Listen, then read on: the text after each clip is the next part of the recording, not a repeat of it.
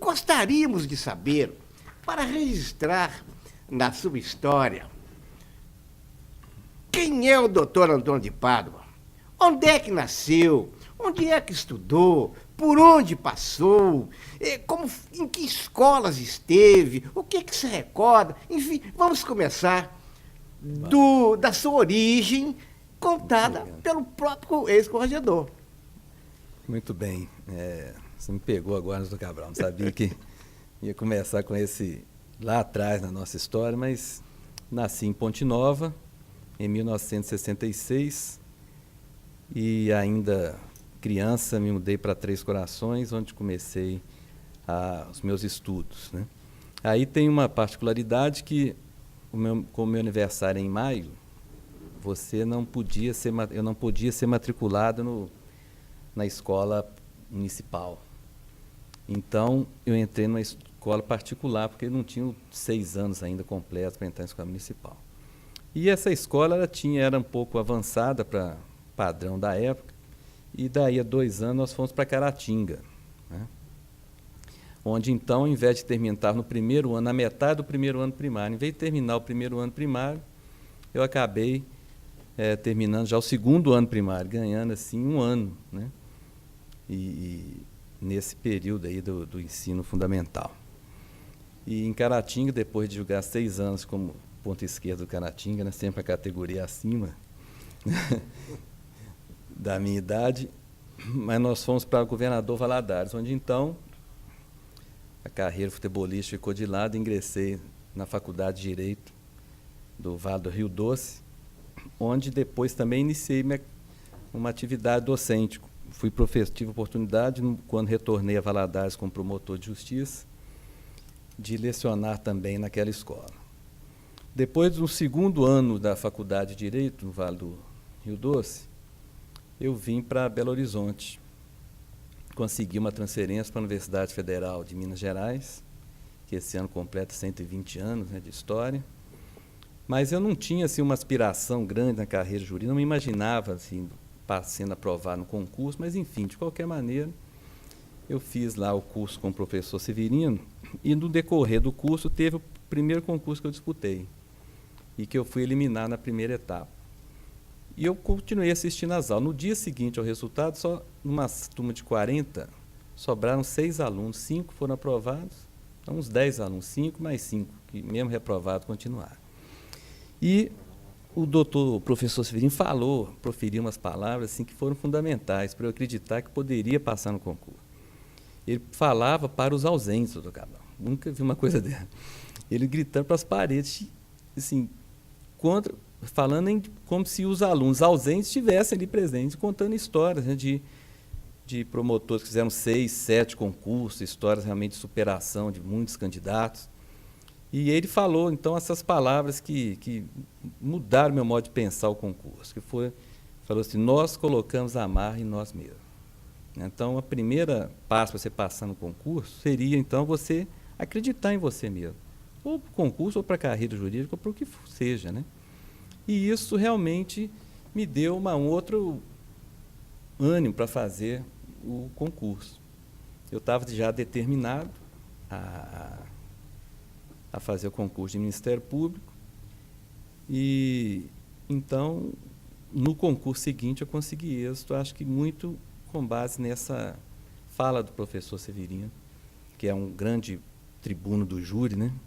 Aquele vozeirão na sala. Aquilo realmente me deu assim Eu já disse isso para ele pessoalmente, eu voltei ao curso dele depois, falei com os alunos, né?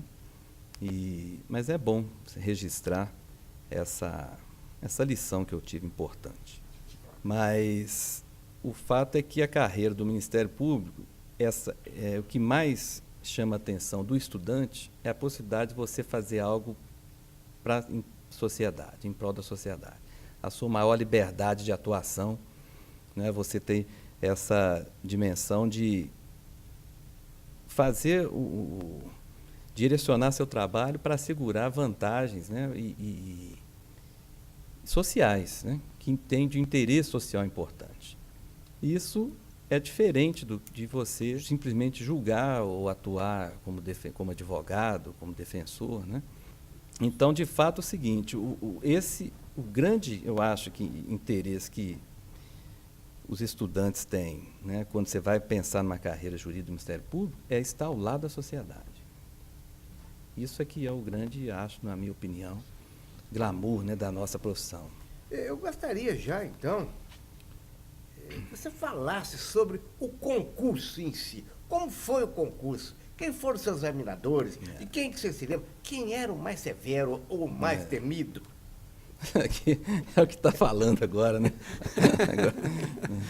Direito penal, né? Aí tem uma questão também, assim, concurso não tinha dimensão do concurso de hoje, em termos de número de candidatos. E dificuldade, acho que você era até o mesmo. Talvez um pouco menos por conta de algumas matérias, né, que não eram exigidas, né? Basicamente, a prova escrita, se não me engano, era penal, processo penal, civil, processo civil, se eu não me engano, né? E constitucional, não lembro. Constitucional também. E quando saiu o primeiro resultado da prova, a prova escrita, não, a fechada, né? Primeira etapa do concurso, eu saí desanimado exatamente da matéria de penal. E teve uma questão, agora não lembro se foi penal ou processo penal, na verdade, que foi uma questão que foi anulada, que acabou me salvando, porque na época, quem tivesse nota abaixo de 5, em qualquer da disciplina, estava eliminado do concurso. Então, eu estava com 4, não foi penal, não. Eu acho que foi processo penal. E, enfim, anularam uma questão. E aí eu consegui a média 5, né? E o professor Severino, mais uma vez, vou lembrar, ele falou que o candidato bom que vai tirando 5, 6 em tudo, que esse está sabendo tudo. Foi exatamente mais ou menos assim, né? E linear. E outro, impressionante, né? E outros colegas, né, com preparo, assim, que eu imaginava. Não, sem dúvida nenhuma, mas muito bem preparados, acaba perdendo, tirava 9, 10, 9 em 4, né? Essa é a grande dificuldade do concurso da época, né? Então, não era um concurso de maneira alguma simples, não. Era um concurso sempre muito concorrido e muito difícil de ser aprovado. Quando eu vi o número da minha inscrição no Minas Gerais, foi uma vitória assustadora para mim, né? Quando eu consegui a aprovação. E interessante, quando eu estava na corregedoria, me chamou a atenção, nunca tinha visto minha prova, né? Do concurso. Aí eu peguei lá minhas provas, estavam lá nos arquivos, né? E eu fiquei assustado, porque eu escrevi em processo civil, eu falei, eu não saberia escrever hoje. Falei, não é possível que eu fiz isso, né? Nem eu estava entendendo. Isso foi interessante, né? Você assumiu em 89, né? É. Já na Constituição, foi logo depois da Constituição. Após 88. Eu tinha. E como é que foram os primeiros anos no cargo de promotor? Aí que aconteceu, outro dado curioso. Eu passei na segunda etapa. Aí faltavam 30 dias para a prova oral. Aí comecei a faltar no banco. Falei, agora não vem mais. Dava exatamente 29 dias, o tempo para não perder o emprego, né? E aí tive que arriscar tudo, né? E aí, graças a Deus, na prova oral, controlamos nervo, né? E foi tudo certo. Fiquei muito feliz. Na época foi aprovado com 22 anos, né? Depois vieram outros colegas mais jovens também. E aí vem aquela questão, né, se o Ministério Público de 3 anos. Eu acho que a questão da maturidade não passa só pela idade, né? Eu tinha 22 anos, mas já tinha 3 anos de banco, né? E trabalhava com bancos, sempre as turmas de direito, as turmas também de pessoas mais maduras também. Quer dizer, isso nunca foi um problema, assim, eu me lembro de eu ter, embora com pouca idade, ter tomado uma decisão irrefletida, né? O Cabral até sabe disso, que eu guardava lá umas gavetas, lá, um processo esperando a vinda do Dr. Cabral. Faz uma complementação. É que eu fui promotor em Galileia. Foi. E tempos depois, o doutor Antônio de Pádua aparece como promotor de Galileia. Todavia, a casa do meu sogro era exatamente uma casa onde era a casa do juiz, perto da do juiz. O doutor Antônio de Pádua, eu ia visitar o meu sogro lá, a minha sogra, de mês em mês. E ele esperava exatamente quando eu chegava para me procurar quando tinha algum caso difícil. Mas, verdade seja dita, eram muito poucos os processos que ele levava para que eu desse uma ajuda. Normalmente era ele que resolvia tudo mesmo. Como é que foram os primeiros anos ali de trabalho como promotor? Você falou de Galileia. Pois é. O Galileia foi uma comarca que eu tenho maior carinho até hoje. Sempre possível eu dou um pulo lá. E tenho amigos também até hoje em Galileia, né? Então, foi essa importância, a formação. Primeiro, acho que é o grande alegria minha contar com colegas, né, como o Hermano Cabral e uma juíza como a doutora Denise. Já foi um passo importante para o início de carreira. Segundo, a cidade te acolhe muito bem, né? O Cabral me falava isso, falou, quanto menos a cidade oferece em termos de infraestrutura, etc., mais calor humano você sente. Então, acho que todos nós, passando pelo interior, sentimos, né, essa saudade, a vontade de contribuir positivamente para aquela comunidade que recebe realmente, coloca esperança em você. Então, eu, garoto com 22 anos, logo na primeira semana apareceu uma senhora lá, que estava separando do marido e discutindo quem ia ficar com os utensílios da casa, né, coisa tudo pequena e tudo. No final, ela explicou a situação dela e falou assim, ô doutor, que o senhor resolver para mim tá bom, eu vou fazer. Então, olha só, um peso, né, isso foi um peso para mim. Eu senti que eu era promotor nessa hora, sabe? Falei assim, uma senhora, na simplicidade dela, contou aquele problema que ela passava e a confiança que ela tem, né, que o promotor está ali para dar a solução para aquele caso, né? Agora, nesse período, em Belo Horizonte, houve um aumento de 20 promotorias em Belo Horizonte e 20 procuradorias, ao todo 40 novas vagas, né? Além de um período em que o Ministério Público sofria muito com os concursos da magistratura por questão salarial, né? E o Ministério Público de outros estados, a cada concurso em outros estados, a magistratura saía uma parte significativa de promotores também daqui. Então, a nossa carreira estava muito rápida, né? E eu acabei também concorrendo para Rio Casca, muito em função da pressão que eu vi colegas já de concurso mais recente disputando, e você começa a ficar com aquele dilema, né? Do que fazer com a carreira e tal. Mas a minha promoção saiu, então, antes que eu tivesse a oportunidade de fazer o primeiro júri, né? Porque eu já estava ansioso para fazer esse júri. E aí eu pedi, então, a prorrogação, encaminhei uma carta ao corregedor da época, dizendo que eu iria assumir só daí a 30 dias, dentro do prazo ainda da lei, mas para ter essa oportunidade de fazer o júri, que mereceu até um elogio, né? No Minas Gerais, que fez todo... não constou da nota da corregedoria, mas saiu no despacho do procurador-geral, que era, se não me engano, doutor Luísio.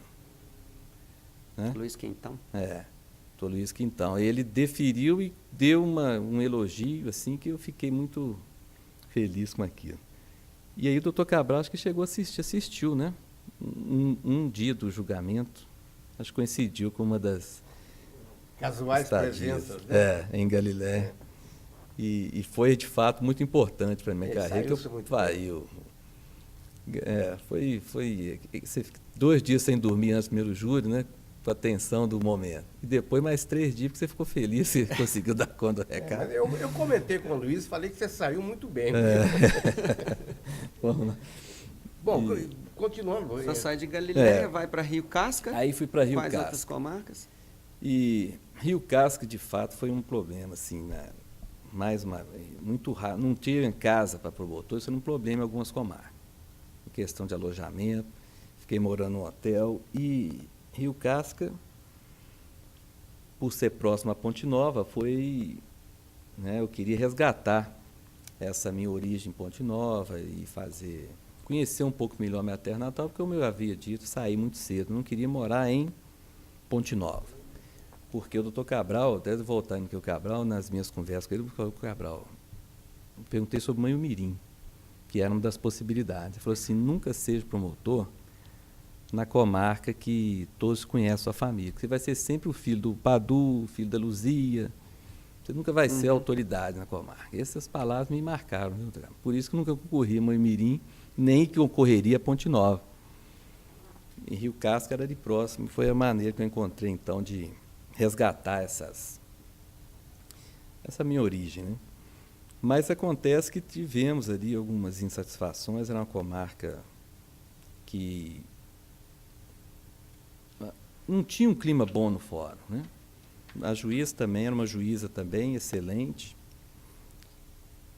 mas o clima era um clima com o prefeito. Teve um desconforto no dia que eu cheguei. Ela cobrou a casa com o prefeito, ficou um clima um pouco áspero, enfim. E aquilo, quando surgiu então a comarca de Valadares, logo depois, fiquei acho que pouco tempo mesmo, acho que 2 meses. Olha que loucura que era a carreira naquela época, né?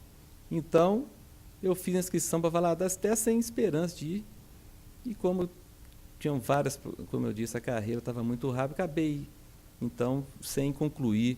Não posso dizer que eu fiz um trabalho ali, não deu tempo nem de eu fazer, mesmo deixar uma marca assim, em Rio Casca, né? Que é a comarca do Dr. Francisco Massa, né? Tem que ter cuidado aqui. Não pode deixar de dizer que não tive tempo realmente de conhecer, de sentir a comarca, de fazer um trabalho que tivesse uma repercussão, né? Mas E aí? fui para Valadares. Só que aí, estou dizendo isso porque eu lembrei, né, desse conselho do Dr. Cabral. Valadares eu já tinha também iniciado, eu terminei o 2º grau lá e iniciei a faculdade em Valadares. Então eu tinha alguns amigos na época, a fase de adolescência, de juventude, né? E eu avaliei isso e falei assim, bom, mas Valadares tem lá várias promotorias, né, a comarca, mas se tiver alguma coisa pode me dar para suspeito. Era outro quadro, né? E quem está em Valadares na promotoria criminal era o Hermano, né? Com quem eu tinha uma afinidade muito grande. Era a oportunidade de trabalhar também, dividir a promotoria criminal com ele, que também me incentivou a disputar governador Valadares. E assim foi também uma boa experiência, né? Fizemos muitos júris, eu e Hermano fazendo júri. Foi um momento muito rico da minha vida.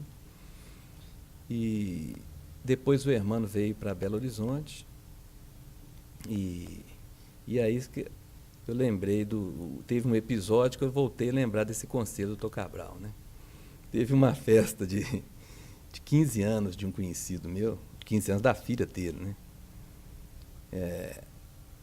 E aí eu fui numa quarta-feira na principal boate da cidade, assim, uma boate que...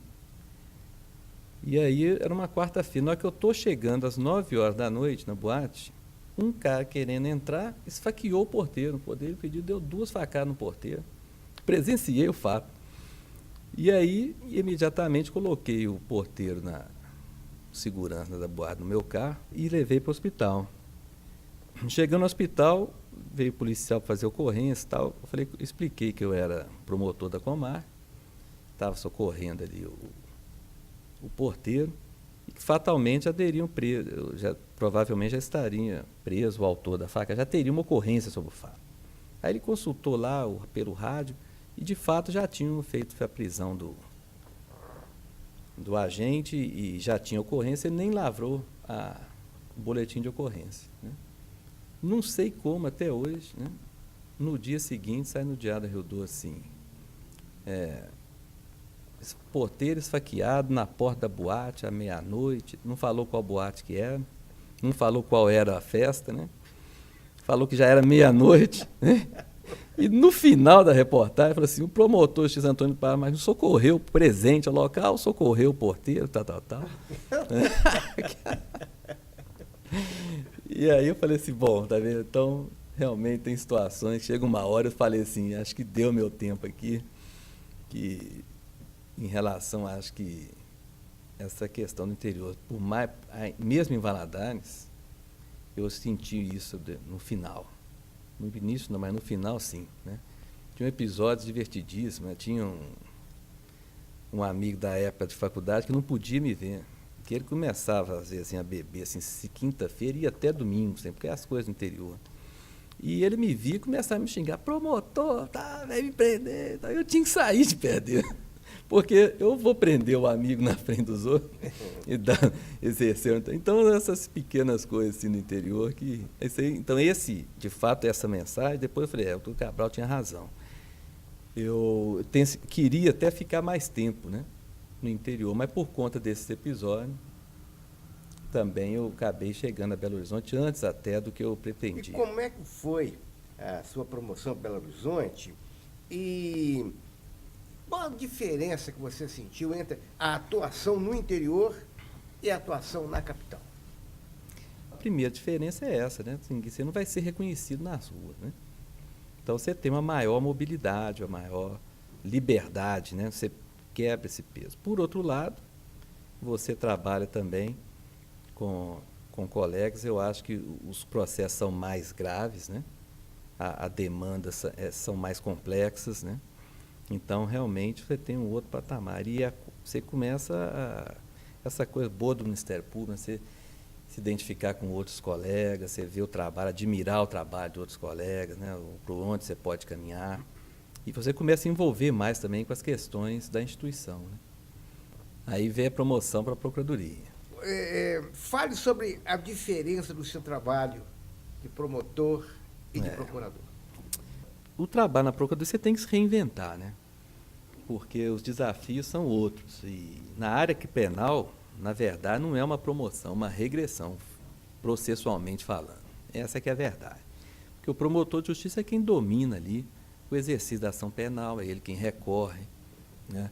É ele que deixa de recorrer, quer dizer, o procurador está limitado ao trabalho do promotor. Então, muito poucas vezes, já há 10 anos aqui na promotoria criminal, que eu tive algo a acrescentar de relevante no trabalho em favor da acusação. Meus pareceres talvez tenham mais relevância agora quando são favoráveis à defesa, quando eu enxergo uma nulidade, quando eu percebo uma prescrição, que às vezes, por incrível que pareça, ainda pode acontecer, né? Porque o trabalho do promotor criminal já vem, ele conhece o processo muito melhor que o procurador, né? Então você vai fazer ali, eu fico muito feliz quando o promotor às vezes me liga para fazer uma sustentação oral, isso dá um ânimo para a gente, né? Quando eu tenho interesse do promotor, ele demonstra, esse processo é grave por isso, então você anota o processo, mas tínhamos que melhorar essa prática, né? Esse contato promotor e procurador na defesa das causas são mais importantes, que muitas vezes você é surpreendido, o promotor às vezes muda da comarca, o processo vai ser julgado, e você não tem o domínio nem do seu parecer, né? Uhum. Você faz o parecer, mas o dia que você está na sessão, você não vai... Você trabalha com o processo de outros colegas, você não está sabendo o que está se passando, na verdade. Então, eu acho que nós precisamos redimensionar a atuação criminal na Procuradoria. Já sabia disso, tanto que o Afonso subiu comigo no mesmo dia. O Afonso é dos direitos humanos, falou assim, Padu, não dá para ficar fazendo parecer, nós temos que achar alguma coisa. Ele encontrou o caminho dele, né? Que ele é um procurador, mas que atua muito mais como promotor lá na promotoria dos direitos agrários e tal. Uhum. Então nós temos que realmente repensar nossa atividade, nossa produção, né? Aqui em segunda instância. No ano 2000, o senhor integrou o Conselho Estadual de Defesa Social, representando o Ministério Público. Como é que foi a atuação lá? Como é que foi a experiência nesse conselho? Esse conselho é presidido pelo vice-governador, né? E eu não comecei muito bem, não. Porque quando eu cheguei na reunião já cheguei um pouco atrasado naquele prédio do BDMG. Então, estava uma mesa redonda, tinha só um assento vago. Eu falei assim, ótimo, então tem meu lugar, tá ali. Sentei. E aí o defensor público falou, sou doutor, né? Essa é a cadeia, doutor Nilton, que era o vice-governador na época, Nilton Cardoso. Eu falei assim, agora eu passei essa experiência, cara. E aí, então, levantei imediatamente, acharam outra cadeira. E aí, é um conselho que funciona muito esporadicamente. Nessa reunião, por exemplo, foi muito mais para conseguir uma verba para melhorar as condições do sistema prisional em Belo Horizonte, redigir um documento da necessidade, enfim, para fazer uma verba federal para o estado de Minas e tal. Ele não tem uma regularidade, né, na sua nas suas reuniões, não funciona regularmente, não. E quando eu fui, depois eu fui candidato a corregedor, saí, encaminhei um ofício, né, pedindo para ser substituído, nem sei se fui substituído, porque agora teve uma eleição que esse conselho elege o ouvidor da Defesa Social, da Sistema Penitenciário, e vários candidatos me procuraram, ainda eu estava constando meu nome lá oficialmente. Você vê como que é uma coisa que não tem uma regularidade. Não risco você ser eleito para alguma coisa sem saber. Aí que eu... Agora, por outro lado, você ocupou também a função de coordenador do Centro de Apoio Operacional das Promotorias Criminais. Qual a visão que você tem daquela coordenadoria? O que você pode dizer sobre ela? Olha, passei ali um ano, né, que antecedeu minha eleição para a corregedoria. E dentro daquela ideia também que eu vim com o Afonso, falei, tem que fazer algo diferente, eu estava muito animado. E com a coordenadoria, que eu acho que é um projeto, né, de extrema importância para a instituição. O Ministério Público tem que ter uma política criminal bem definida, coisa que não conseguimos ainda. Então, eu criei ali um grupo de estudo, foi uma das primeiras medidas que nós fizemos, promotores e procuradores, até para aproximar o promotor com o procurador. Me lembro do Dr. Cabral na reunião. O Dr. Cabral falou algo importantíssimo, dizendo o seguinte, olha, o promotor de justiça, como titular da ação penal pública, ele pode ditar os rumos do sistema prisional, do sistema penal como um todo. E é a mais pura verdade. Agora, o Ministério Público não quer pensar em conjunto, né? Tem uma dificuldade no Ministério Público em criar política de atuação por causa de uma confusão com a liberdade de atuação do promotor. Como é que fala? É o princípio da dependência funcional. Isso é um problema, nós precisamos debater mais isso na nossa instituição, né? Você não consegue, eu queria fazer, por exemplo, como cheguei a fazer na corregedoria, vou dizer mais à frente. Fazer, por exemplo, um ano, nós vamos eleger o combate ao homicídio, que eu nunca me conformei sem promotor do júri, que a maioria dos mandados de prisão, o réu já julgado, condenado, e a polícia não vai cumprir o mandado de prisão, né? O meu irmão falou que trabalha na construção civil, falou, tem o fulano, ele foi condenado e nunca foi cumprir pena, né? Eu estou com ele lá, o que você acha? Falei, mas é assim mesmo, é. E o sujeito foi condenado para o júri, né? E a verdade é essa, às vezes o criminoso habitual, o homicida ocasional, a polícia não tem interesse de prender, porque ele não causa maiores problemas. Ele teve um problema ali com o vizinho, com a esposa, então ele não é um criminoso que continua a praticar crime, né? Então eles não cumprem simplesmente, mas agora é um absurdo, porque se trata o reflexo negativo que isso traz para a sociedade é muito grande, porque os vizinhos sabem que ele praticou o crime, leram no jornal que ele foi condenado e viram que ele nunca foi preso, né? Então eu queria fazer uma gestão nesse sentido, fazer um ano, vamos cuidar do homicídio. Aí tudo que a gente pensar sobre o homicídio ia prevalecer para os anos seguintes. No ano seguinte nós íamos, agora vamos combater o tráfico de droga. O que a gente precisa melhorar? Eleger cada ano um tema diferente. E nunca consegui isso no tempo que eu fiquei lá, não conseguimos desenvolver isso. E mais do que nunca, o Ministério Público, Direito Penal hoje passa por uma transformação muito grande, com o juiz sendo protagonista até para a definição do tipo penal, né? O combate aos crimes que atinge bens jurídicos universais, bens jurídicos que interessa a sociedade como um todo, como ordem econômica, meio ambiente. Geralmente os tipos penais eles não definem a conduta. E isso vai ser um problema, que o judiciário vai assumir essa função do legislador e definir o que é o tipo penal. E os promotores tinham que ter uma visão mais ordenada, uma atuação mais conjunta, né?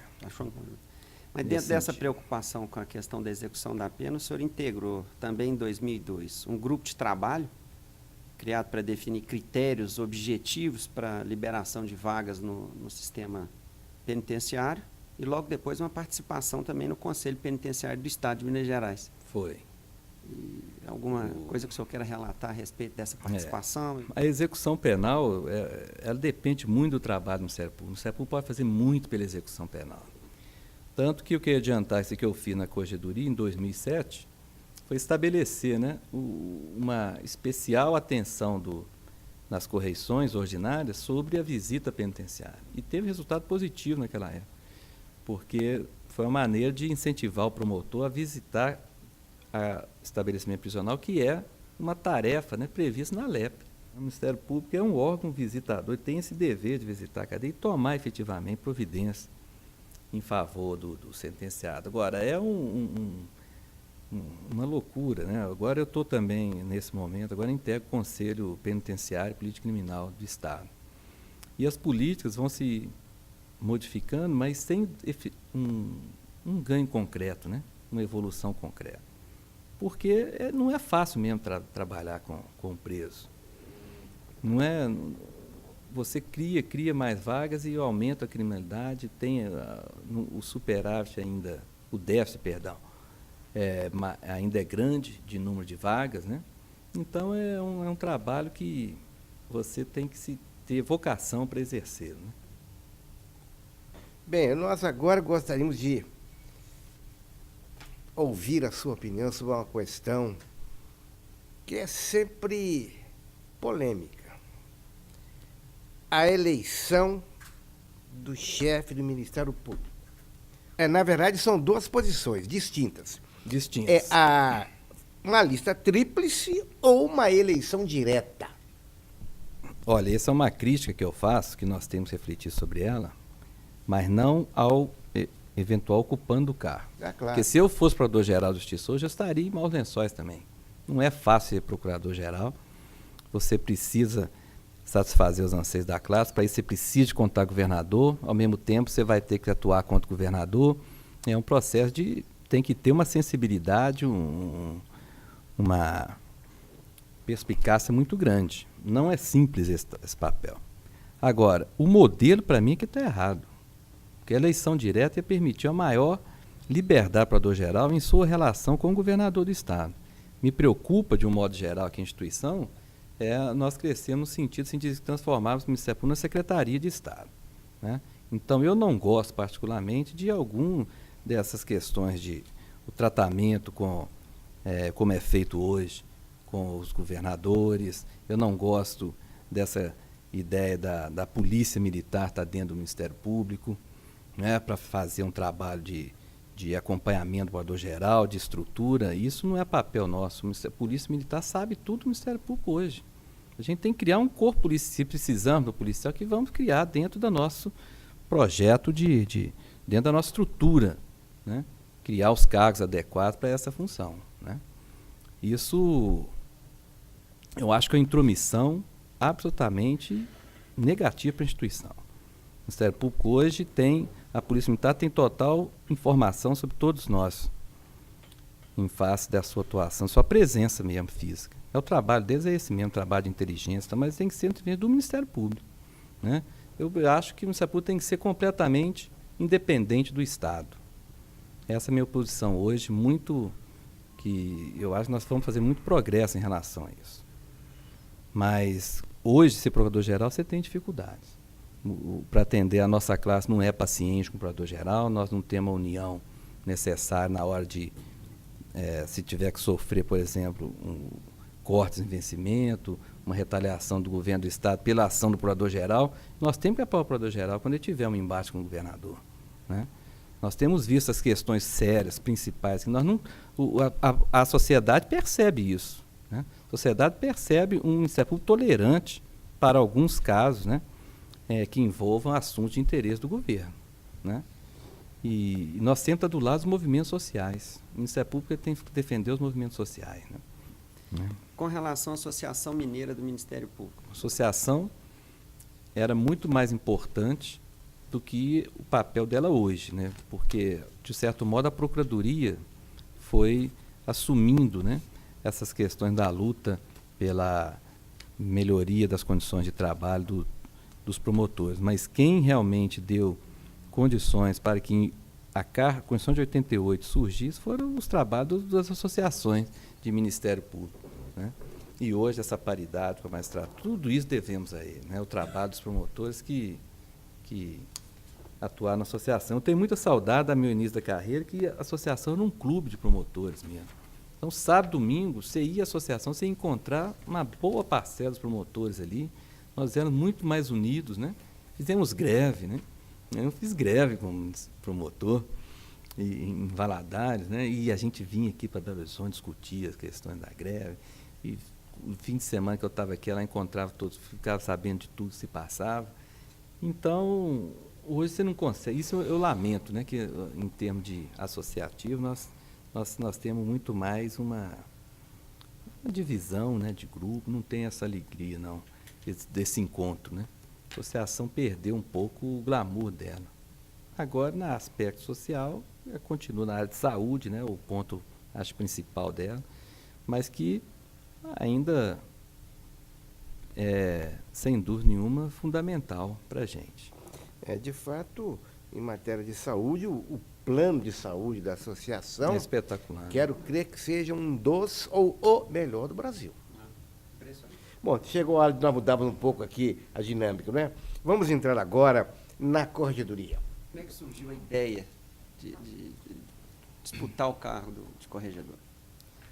Olha, isso foi um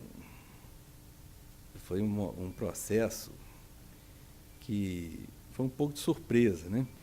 Que havia ali, o cargo de corregedor te traz um desgaste natural muito grande, né?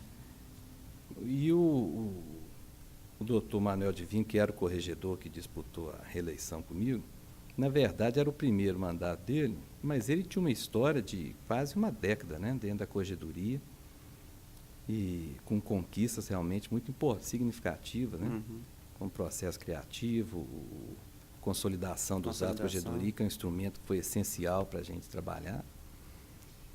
Mas o desgaste dele já estava grande entre o colégio de procuradores, né? Então havia um movimento para lançar um outro candidato.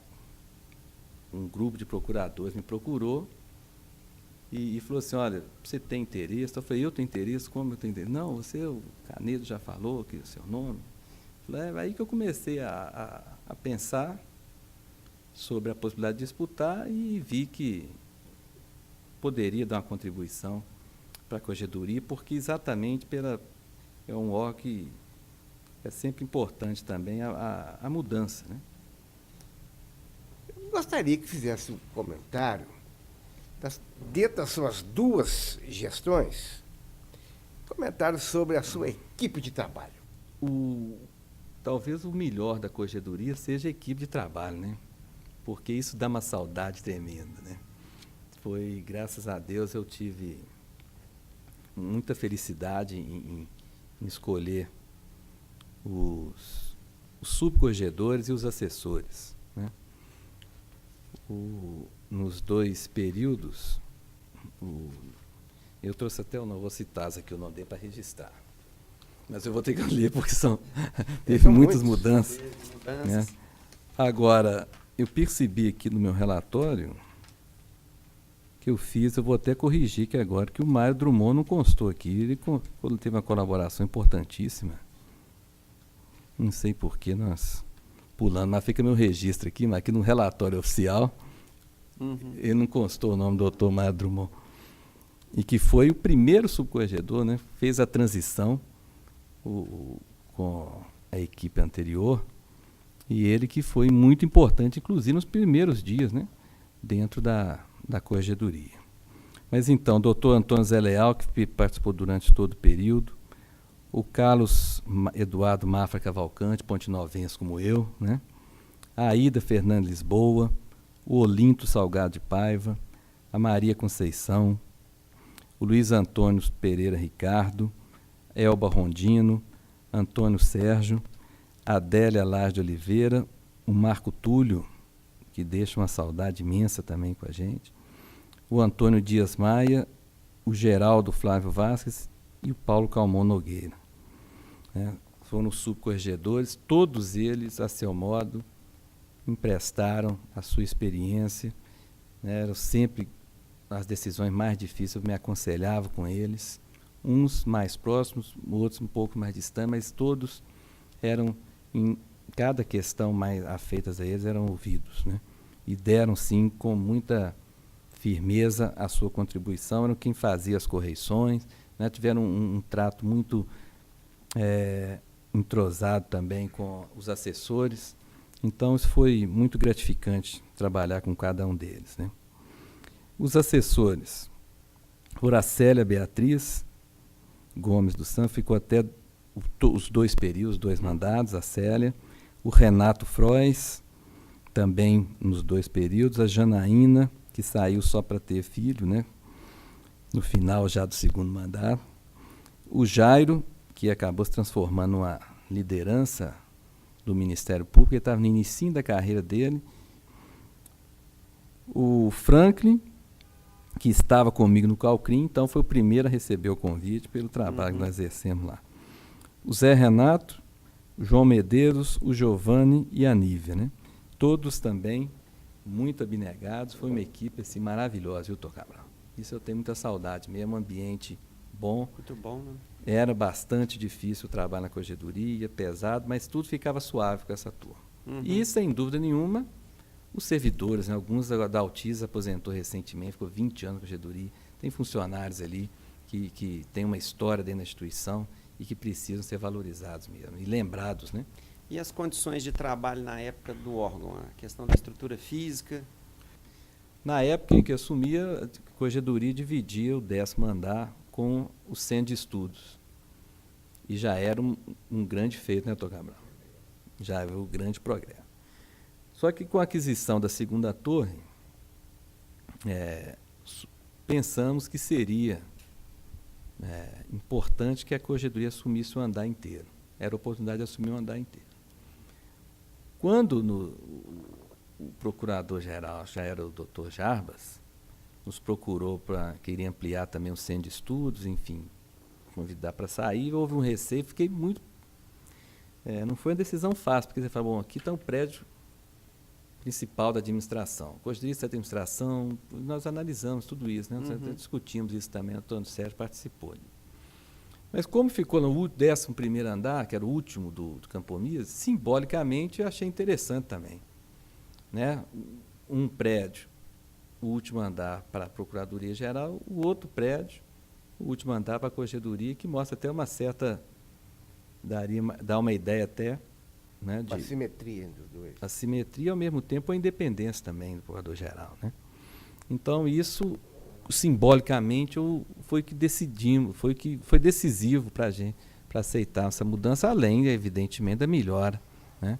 Os assessores passaram a contar com gabinete individual, tem salas de reuniões mais adequadas, os registros, os funcionários tinham que disputar espaço com os arquivos ali, entende? Então, isso melhorou muito a situação dos servidores da corregedoria, e foi também, esse é uma das conquistas que nós gostamos de realçar, né, na época que marcou, né, nossa gestão, a mudança, que sempre é difícil, né? Tivemos que passar para o andar provisório, depois levar todos os arquivos para cima, mas superamos também com tranquilidade, com o apoio da Procuradoria-Geral, né? E acho que foi uma boa mudança, e fiquei feliz essa semana de perceber como aquele espaço agora ficou realmente adequado para as funções da corregedoria. Fizeram a reinauguração da corregedoria, porque era um banco, né? Então nós fomos lá, foi meio assim adaptado. Agora fizeram uma reforma com as divisórias mais bem distribuídas, né? Ficou uma sede muito imponente e importante. Quais foram os desafios enfrentados na corregedoria, as dificuldades? Na área, nós tivemos alguns desafios, né? Na área em questão da orientação, era um movimento que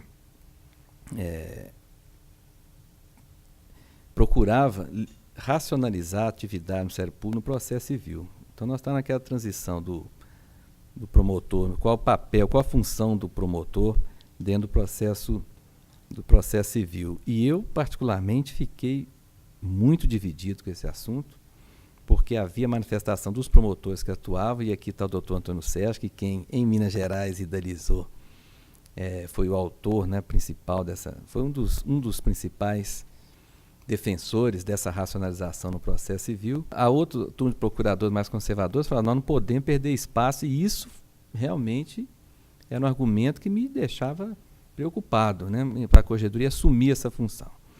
E aí que eu estou tentando até explicar, fiquei feliz, porque depois acabou sendo até encampado pelo Conselho Nacional do Ministério Público, nós fomos pioneiros nisso. Né? O outro, aí é mais particular, Cabral. O problema, né? Era uma questão também foi a época que eu estava na Corregedoria que a primeira decisão do Supremo, reconhecendo a inconstitucionalidade da lei dos crimes hediondos, que proibia a progressão de regime. Né? E esse é um parecer que eu já dava parecer nesse sentido há muito tempo. Eu assumi essa posição nos pareceres, inclusive. Quando o Supremo finalmente, tem 10 anos essa discussão, a lei tinha 10 anos já de vigência, quando veio essa decisão, um grupo de procuradores criminais, capitaneados pelo Dr. Secom, né, foi até a Corregedoria e falou assim: nós queremos que o senhor solte um aviso para que os promotores insistam no recurso para que a gente tenha instrumento para levar isso novamente, questionar no Supremo, que não era uma decisão vinculante. E nós queremos continuar discutindo, apesar esse voto não foi 5-4, me parece, no Supremo, não, nós temos que reverter isso e tal. Só que era contra o que eu pensava. Né? E aí veio aquela angústia, falar assim, poxa, eu estou saudando a decisão do Supremo, vou ter que colocar um aviso. E conversei com a assessoria, conversei com os subprocuradores e chegamos à conclusão que o cargo é da instituição, não posso ter... Isso foi uma decisão interessante. Convicção pessoal não pode prevalecer sobre o interesse da instituição. Se a maioria dos procuradores criminais, e eles estavam bem representados ali, foi pelo SECOM, né, que lutou muito por isso, eu tinha que fazer o ato. Né? Falei, então tá certo. Aí soltou um aviso pedindo aos promotores que, apesar da decisão do Supremo, ainda não era definitiva e que eles insistissem com os recursos e tal. Imediatamente, no dia seguinte, ser publicado, a desembargadora Jane Silva me liga, vem cá, mas nós estamos nessa luta aí há 10 anos e você solta um aviso desse e tal, que era, né, outra também que pensava como eu, né, num processo mais que via ali uma perturbação da execução penal, a proibição da progressão de regime. E até hoje ela não perdoa também. Toda hora ela lembra desse assunto. Né? Mas o cargo é institucional, não é? Você não pode, né, colocar a sua crença ponto de vista pessoal. Às vezes você tem que ceder. Né? Agora, em compensação, aquele ato da execução penal acho que foi muito interessante. Né? Colocamos um aviso que as correições iriam verificar especialmente a visita a penitenciários, que produziu um efeito importante. Quais as outras propostas que foram implementadas nas gestões? Bom, isso no campo ainda da administração, o grande desafio, né, até da entrevista aqui antes, eu falei alguma coisa que eu queria que fosse lembrado da minha gestão foi exatamente o relatório mensal de atividades, né, que veio substituir o relatório anual, que era responsável, onde o promotor ali indicava a sua produtividade no ano, e a estatística semestral, que era o mapa estatístico semestral, que eram feitos de maneira física. Né? Então, essa era uma dificuldade, eu lembro, quando o promotor tinha uma agenda que eu ia anotando ali, né? Cada denúncia, etc., na mão. Para o final do ano, eu tinha que pegar no prazo, no semestre, no final do ano, anotar tudo e correr o risco de você perder algum dado, porque você pode estar de férias, licença, você perde o dado. Não era o número exato, né? E, sem dúvida nenhuma, isso é muito importante para a Corregedoria. A estatística é fundamental para a instituição, né? Você criar um plano de atuação e etc. Então, o desafio foi muito grande, porque foi uma novidade. Claro que, mais uma vez, por que não fizeram isso antes? Porque não tinha ainda o Siscor. Né? Foi durante o meu período que a Procuradoria conseguiu que toda a promotoria estivesse com o computador e a internet. Né? Isso que propiciou a mudança. Mas, de qualquer maneira, o desafio não foi menor, porque foi uma discussão, rapaz, os promotores não aceitaram isso no primeiro momento, porque você tinha que fazer um relatório que era anual, passou a ser mensal. Então, nós enfrentamos muita resistência. E aqui tem que louvar também o mérito imorredor da gestão do Dr. Manuel Divino, que era já o criativo, já era uma inovação importante, né, no sistema de computador que era possível para aquela época. Agora, esse outro veio trazer dados mais concretos, mas a implementação foi muito difícil. Quer dizer, nós tivemos, eu lembro o trabalho que foi fazer os formulários, né, como é que trabalham com o pessoal da informática. Depois nós encaminhamos um técnico da informática para explicar aos promotores como é que ia ser feito. E chegou um momento de medo, né? Dá um medo. Falei, se o negócio não der certo, não vamos ficar sem estatística nenhuma. Era uma apreensão. Nós passamos um ano ali realmente com uma ansiedade muito grande, esperando o retorno, né? Como é que seria. E ainda na minha gestão podemos ver que mais de 90% já tinham aderido, e isso virou hoje uma coisa corriqueira, rotineira, ainda mais que toda promotoria já tem um servidor. Tem o SRU também, que foi logo em seguida, né? Que foi uma conquista muito grande também, institucional, que é o controle dos inquéritos civis. E possibilitou fazer as correições a partir dos dados mensais. Então, começou-se a fazer correição em, por que essa promotoria aqui do lado tem X inquéritos civis e essa aqui não tem nenhum? Olha como é que está acontecendo. E uma outra parte da corregedoria, das correições interessante, era checar os dados lançados no relatório mensal com as informações que a corregedoria tinha. Vamos ver, esse processo que o senhor lançou aqui, aí os promotores começaram a ter nas correições, bem lembrado, com os dados estatísticos. Né? Não, eu lancei aqui, mas nas correições a corregedoria passou a um determinado momento da correição, a gente, o senhor informou que fez X alegações finais, quais foram os processos? Para checar um dado com o outro. Foi muito interessante. Bem lembrado. Eu gostaria agora de levantar uma questão, a questão da a atividade de fiscalização feita pela corregedoria em decorrência do Plano Geral de Atuação. Porque aí nós voltamos naquele mesmo sistema anterior. A dificuldade de pensar em conjunto. Em decorrência, também, ou certamente, do princípio da independência funcional. Agora, eu sempre entendi que esse princípio de independência funcional não é absoluto, é relativo, porque fica inerente às metas institucionais. Se você tem um pensamento contrário às metas institucionais, pergunta-se, isso é válido? Esse é o caminho do Ministério Público? Ora, então nós temos um plano geral de atuações. Agora, com esse plano geral de atuações, comente então a atividade de fiscalização efetuada pela corregedoria. Olha, nós fomos muito criticados, né? Uma época que fomos mal compreendidos, em primeiro lugar, até por força da maneira como o colega de uma coordenação cobrou dos demais promotores a aplicação do Plano Geral de Atuação. A corregedoria seria, assim, de maneira subsidiária, e acompanhar se o promotor está cumprindo, né, a proposta que foi pensada e discutida pela administração superior, para elaborar o Plano Geral de Atuação. Então, a maneira como eles foram cobrados, gerou um problema para a corregedoria e todos, de uma maneira geral, uma resistência muito grande ao Plano Geral de Atuação. Então, dentro da correição, o promotor falava assim, olha, não, na nossa comarca o objetivo principal é esse, estou atacando essa esfera, assim, não perdeu a validade, praticamente, o Plano Geral de Atuação. Não havia todo um trabalho, depois foi ao zero. E agora tem outro movimento aí que eu já estava fora da corregedoria, né? Nós não conseguimos implementar essa política institucional de atuação. Né? Se o senhor Antônio Sérgio quiser implementar aí, que você fazia as correições de maneira mais próxima. Na época, foram realizadas reuniões com todos os centros de apoio. Então, a gente tinha um plano geral aprovado pela Câmara de Procuradores, né, elaborado com consulta. Então, nós pegávamos cada área e reuníamos com os coordenadores. Exemplo, no patrimônio público, combater as contratações sem concurso. Então, conversava primeiro com os coordenadores, o que foi feito disso? Foi remetido material para o promotor, remitir isso, aquilo. Então, havia uma cobrança dos coordenadores.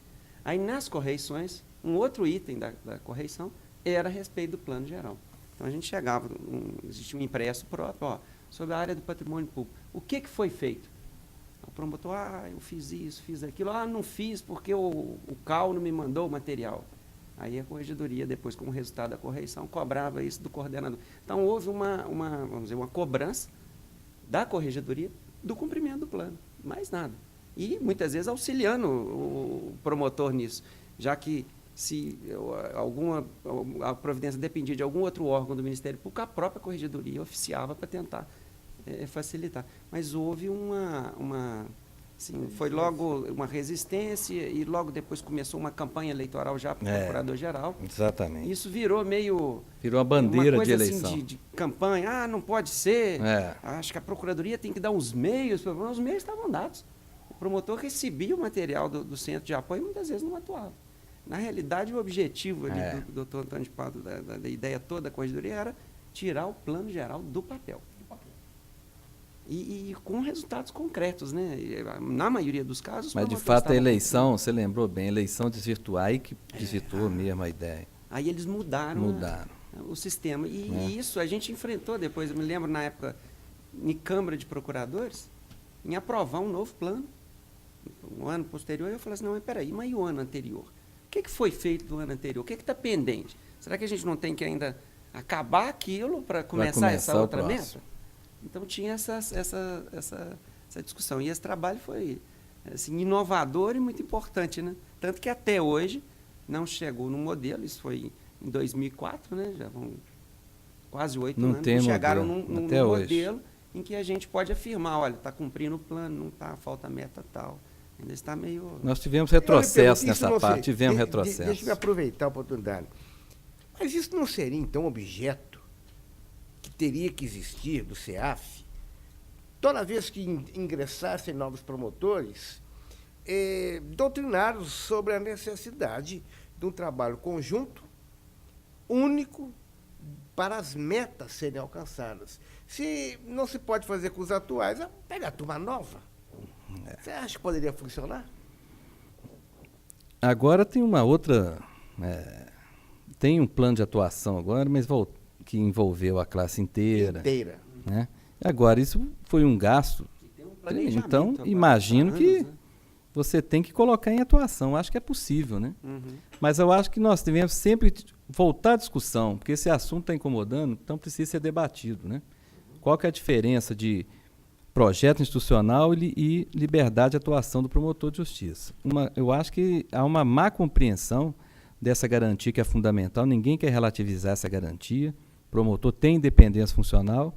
Agora, isso não quer dizer que ele não possa participar, né, do projeto maior de atuação que envolva os outros colegas, né? E nós temos experiências importantes, por exemplo, na bacia, né, do hidrográfica de Minas, nós temos um reconhecimento até a nível internacional de trabalho conjunto, bem sucedido, uma experiência que nós temos aqui dentro de Minas Gerais, que deu certo na área do meio ambiente, vem dando certo, né? E por que não expandir, por exemplo, para a execução penal, para a atuação na área criminal como um todo, em outras áreas de atuação também do Ministério menor, que é fundamental. Então, nós temos que abraçar essas grandes causas e o caminho é o envolvimento a um projeto comum, né, dos demais, entre todos os promotores. Agora, e da questão da correcional, nós vamos ficar passando batido. Vamos entrar nisso agora na atividade de fiscalização. Fiscalização. Essa eu vou fazer umas críticas também, não tem jeito. Essa atividade de fiscalização da corregedoria, se os instrumentos são adequados, se a corregedoria vê resultado dos trabalhos realizados. A minha experiência aqui foi o seguinte: nós fizemos um trabalho técnico, experiência para sermos técnicos, né? Então, o corregedor tinha uma ideia, a corregedoria tinha uma ideia de surgiu um evento, tem um fundamento aqui a notícia do desvio funcional, vamos instaurar o PDA, o colega se defende e aplica ou não a pena. Então, a primeira dificuldade, os lapsos, a falta de marco interruptivo da prescrição. Isso já é um desestímulo para o corregedor, ainda mais hoje com a cobrança que fez maior do Conselho Nacional, da Corregedoria Geral Nacional do Ministério Público, né? Nós temos que resolver isso. Nós fizemos, então, um projeto de lei. Um dos pontos principais era esse, E até o doutor Antônio Sérgio também encaminhou uma proposta de resolução da Câmara para se limitando a 90 dias, né? Acho que foi uma conquista importante também, o julgamento dos recursos contra decisões de processo administrativo funcional. Então, essa é a primeira situação. Aí eu tenho uma experiência, como o Ministério Público nosso é rico, né? Das maiores experiências, né? Como corregedor, foi de um colega da capital, chegou uma representação contra ele, porque num dia de expediente, ele não foi encontrado no fórum, a parte queria conversar com ele, ele não estava lá, e eles fizeram a representação. Então, eu mandei, como de praxe, instauramos o expediente, pedimos que ele se justificasse, e ele foi até o gabinete do procurador-corregedor e falou assim, olha, eu estava numa atividade privada, estava fazendo um curso e, de fato, eu errei. Então, eu quero que o senhor aplique logo a sanção, porque o meu prazo de reabilitação corra mais rápido. Isso é uma mancha que eu vou ter na minha carreira, mas eu vou superar isso. Eu errei mesmo, não tenho que defender, não. Foi o único caso, né? Porque acontece isso na nossa vida. 20 anos 10 de carreira, 30, alguns chegam, né? Não te autoriza a fazer um desvio. Então, a corregedoria tem que atuar. Isso que muitos colegas, às vezes, não entendem, né? Tem uma atuação brilhante no Ministério Público. Se nós permitirmos uma arbitrariedade do promotor, serão 1000 arbitrariedades que nós vamos ter. Então, o bom trabalho não significa que ele possa falhar uma única vez, né? Agora, esse exemplo promotor, ele ganhou realmente eu tenho admiração por ele. Foi o único caso, né?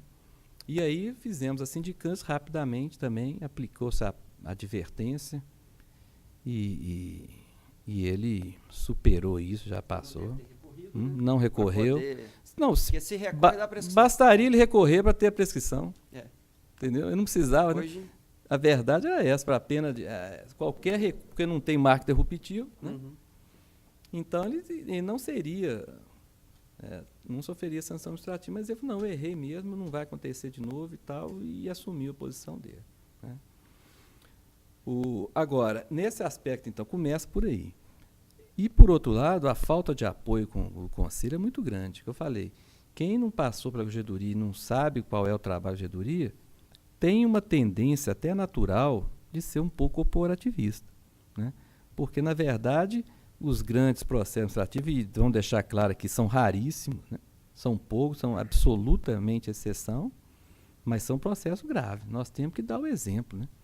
O Ministério Público não pode conviver com determinados desvios de conduta, né? Não é julgando o colega, julgando o fato praticado pelo colega, né? Que pode ser o momento da vida dele, um momento de dificuldade, um erro, mas você tem que aplicar a sanção administrativa. E isso não é bem compreendido no Conselho, envolve outras situações, um desgaste tremendo, né? E aí eu hoje mudaria um pouco a minha atuação, que eu iniciei falando que era voltado mais para a técnica, e eu não usei, deveria ter utilizado mais a função simbólica do corregedor. Acho que funciona mais nesse campo. Porque ficar só no processo não gerou o efeito desejado, né? Gostaria agora de falar sobre o acompanhamento do estágio probatório. Qual a sua visão sobre o estágio probatório? Quais as mudanças da resolução do CSMP número 90, de dezembro de 2003? Isso. Essa foi a famosa inspeção, né? A inspeção sem aviso prévio, que o Renato resolveu colocar em prática, né? Falou, não, nós temos... Gente, pensamos também sobre esse assunto. Porque é uma indelicadeza, né? Você chegar na corregedoria, por uma marca de sobressalto, mas isso funcionou bem, viu, doutor Cabral? Foi uma coisa, a equipe, do estágio probatório, a equipe chegava, né? E nós vamos fazer a inspeção com base na resolução, autorias e tal, e tinha um impacto muito grande, né? Os promotores que estavam no estágio probatório ficavam assim, conversando entre eles, sabendo onde que a corregedoria já passou, onde que ela pode vir, né? Mas isso era um perigo para eles, porque chegar na Comar não estivesse no fórum, né? Se eles não estivessem trabalhando, no horário de trabalho, enfim. E teve uma resposta positiva. O trabalho hoje, né, do acompanhamento do estágio probatório, ele é feito muito mais por via, como o Serginho já adiantou aqui, via eletrônica, né? Com o mapa mensal, com os dados que nós alcançamos com o serviço, o SRU. Então, quando você faz uma inspeção, você já sabe o que você vai encontrar, mais ou menos, né? E nós contamos também, durante o estágio preparatório, com o CEAF, né? Uma parceria muito interessante também. Encaminhamos muitos promotores, muitos não, mas era praxe, né?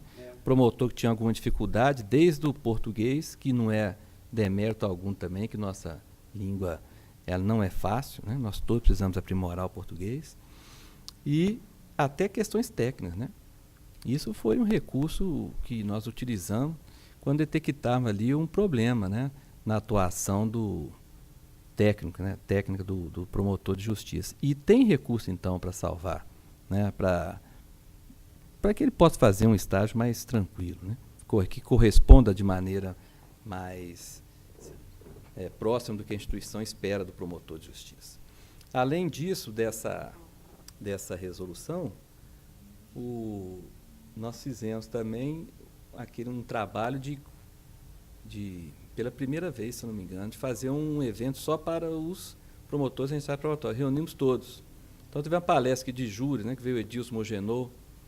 Então, todos os promotores em estadeiros que tinham acabado de ingressar na carreira, até que já estavam terminando o estágio preparatório, isso foi uma experiência também que foi positiva. Fizemos um júri simulado com o Giovanni e mais um outro promotor que estava começando a carreira, e eles puderam conviver, então, o promotor que estava no primeiro ano do estágio com o que estava no segundo, no terceiro, né?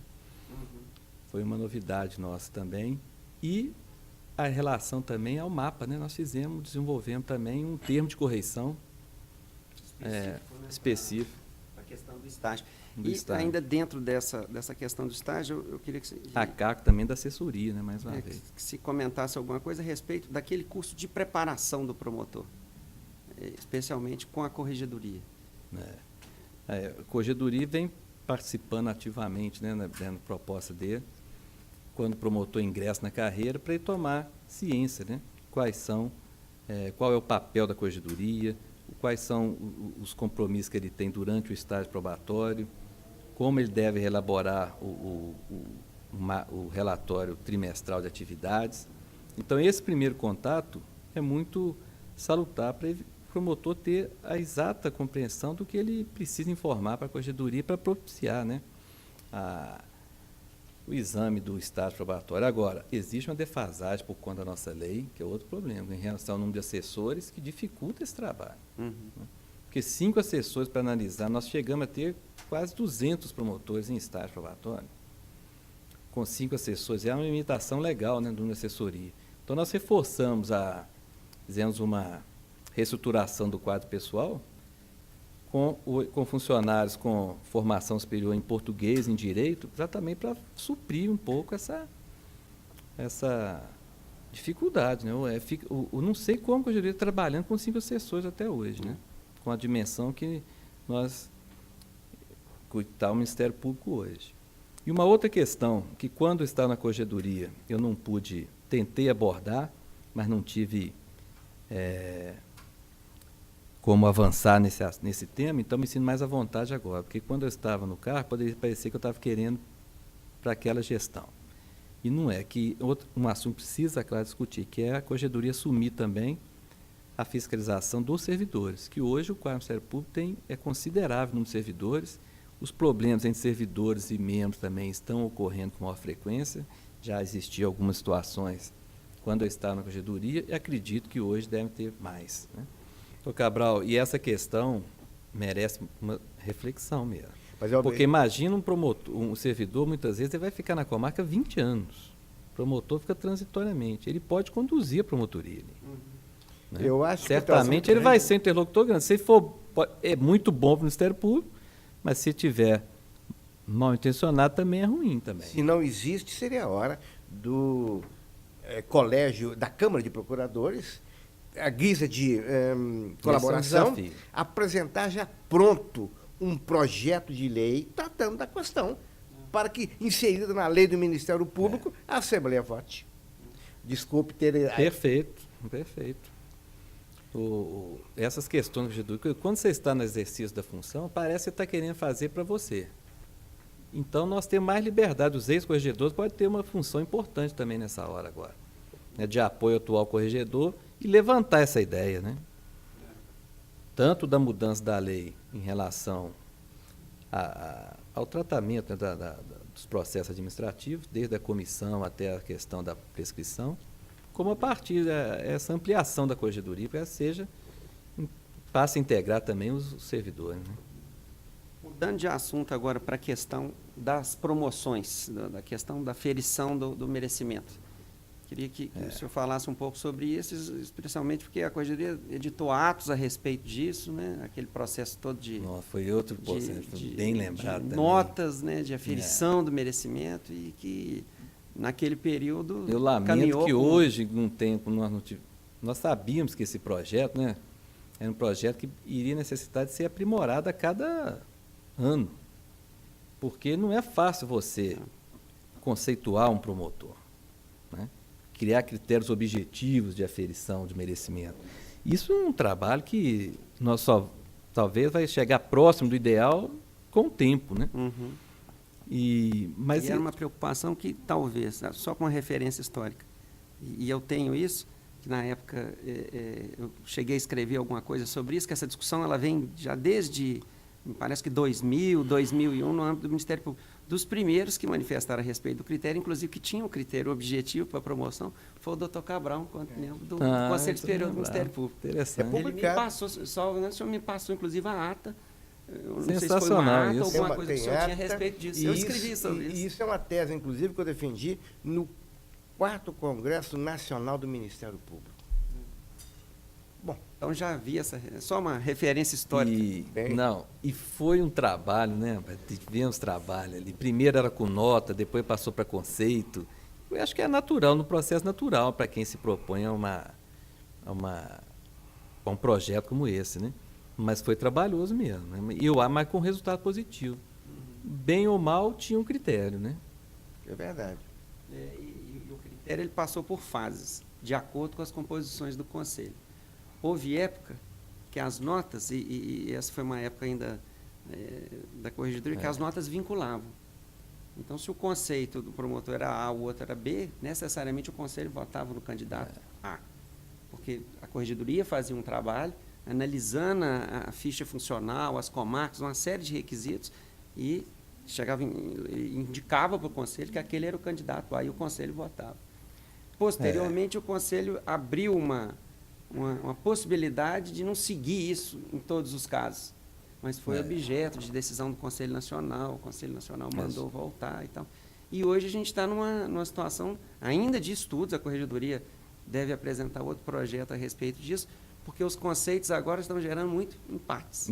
Aí tem que desempatar. Vários empates. Então nós temos um critério para desempatar. Eu falei aqui da relação, né, uma crítica assim, à posição do Conselho, na questão do julgamento dos processos administrativos, mas tem que falar o outro lado também. O Conselho, tanto o Conselho como a Câmara e a Procuradoria-Geral, sempre apoiaram as atividades da Corregedoria, né?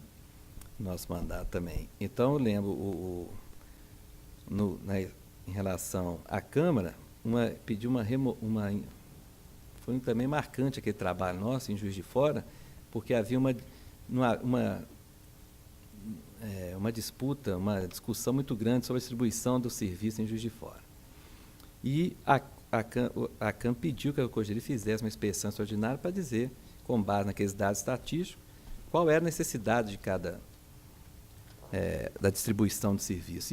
Mas isso foi bacana. Junto com o doutor Carlos André, que era o chefe de gabinete na época, foi um trabalho também que nós estudamos cada promotoria, pegamos dados estatísticos para adequar, né, a proposta do pessoal de Juiz de Fora para chegar a um denominador comum. Mas teve que ter muita conversa, muita habilidade da Procuradoria, mas prestigiando as informações da Corregedoria. E o Conselho é a mesma coisa nessa questão do merecimento, né? Uhum. Isso foi muito positivo, foi muito gratificante também. Era trabalhoso, mas gratificante. Eu queria que houvesse feito um comentário sobre a implantação em 2004, 2005 do novo Programa de Gerenciamento de Informações correcionais que substituiu o sistema de gerenciamento denominado criativo. Criativo. O criativo, como eu falei, que é o mérito imorredouro, né, da gestão do Dr. Manuel Divino. Foi um avanço para a época. Só que o sistema do criativo não era compatível com o Siscor, que era o sistema da Procuradoria. Esse que é o dado, né? Então, você tinha um programa que funcionava só para a Corregedoria e um programa todo diferente para o Ministério Público. Nós tivemos que fazer, então, uma adaptação, né, do que era o criativo com o projeto Siscor, que era uma nova iniciativa, um novo instrumento, né, que a Procuradoria colocava à disposição aqui do Ministério Público de Minas Gerais. E aí que surgiu, então, a possibilidade, com todas as comarcas integradas pela internet e todas com o computador funcionando, de criar o avanço, né, que foi significativo do relatório mensal das atividades do promotor. Isso para o dado estatístico é fundamental. E lá no Conselho Nacional dos Corregedores, essa é a grande meta, né? Trabalhar com estatísticas confiáveis, né? Agora, o problema da estatística é você forçar o promotor a ser produtivo.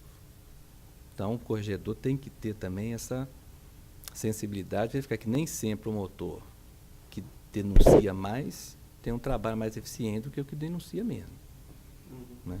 Ela é importante para você verificar a falta de atuação, mas, tudo bem, mas não significa que, às vezes, você pode fazer 10 denúncias mal feitas e às vezes uma denúncia você leva 10 dias para fazer, dependendo do caso, da complexidade do caso. Né? Outra dentro do campo que eu me lembrei aqui, Dr. Cabral, da orientação também, nós passamos uma fase difícil, a chamada crise da Assembleia, que é entre relacionamento do promotor com as autoridades municipais, especialmente, e os agentes políticos, né, como um todo. E, apesar de ter uma posição institucional clara, também ela não é bem compreendida, porque até a administração geral, superior do Ministério Público, ela tem que ter o contato com o político para exercer seu trabalho. Isso não quer dizer que você tenha que deixar de investigar. Né? Você tem que investigar com a autoridade. Agora, no interior, a grande crítica dos deputados, e chegou a ter um problema seríssimo de atuação nossa, porque os promotores abriam PDA indiscriminadamente, né? Sem conversar com o prefeito, sem procurar auxiliar o prefeito. O prefeito não tem estrutura, muitas vezes, em algumas comarcas, não tem material humano para trabalhar. Então, a posição do Ministério, da Corregedoria especialmente, era muito clara nesse sentido. O promotor tem que conversar com o prefeito. Mas o prefeito é corrupto, o prefeito não faz, então não conversa com o prefeito, isso não pode.